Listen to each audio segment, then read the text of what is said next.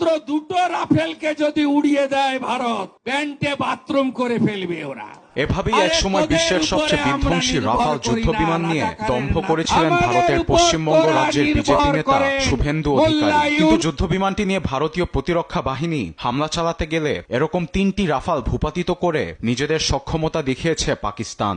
একাধিক আন্তর্জাতিক গণমাধ্যমের তথ্য মতে চীনের J-10C যুদ্ধ বিমান নিয়ে রাফালের সঙ্গে ইতিহাসে প্রথমবারের মতো মুখোমুখি টক্করে জিতেছে পাকিস্তান নিরাপত্তা বাহিনী।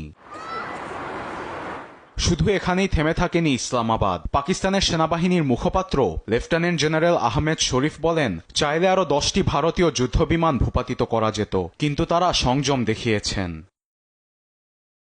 ফরাসি রাফাল 2 ইঞ্জিন বিশিষ্ট যুদ্ধবিমান ঘণ্টায় প্রায় 2300 কিলোমিটার সুপারসনিক গতিতে পাড়ি দিতে সক্ষম।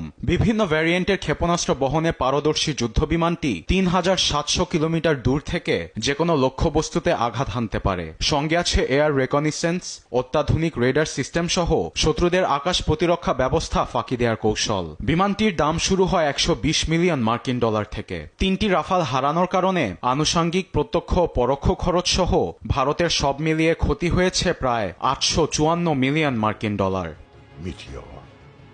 এদিকে গেল মাসে রাফাল যুদ্ধবিমান নিয়ে $7.5 বিলিয়ন চুক্তি হয়েছে ভারত ও ফ্রান্সের মধ্যে। তবে যুদ্ধবিমান ভূপাতিতের ঘটনাটি নির্মাতা কোম্পানি ডাসল্ট এভিয়েশনের শেয়ারের দামে নেতিবাচক প্রভাব ফেলেছে। প্যারিস স্টক এক্সচেঞ্জে ডাসল্ট এভিয়েশনের শেয়ারের দাম 5.40 ইউরো বা 1.64% কমেছে। এদিকে চীনের J-10C যুদ্ধবিমান বিজয়ের ঘটনায় চেংরু এয়ারক্রাফট কর্পোরেশন CAC শেয়ারের দাম 1 লাফে 17% বেশি বেড়েছে। আরবেদ আফসার, নিউজ ডেস্ক, দেশ টিভি।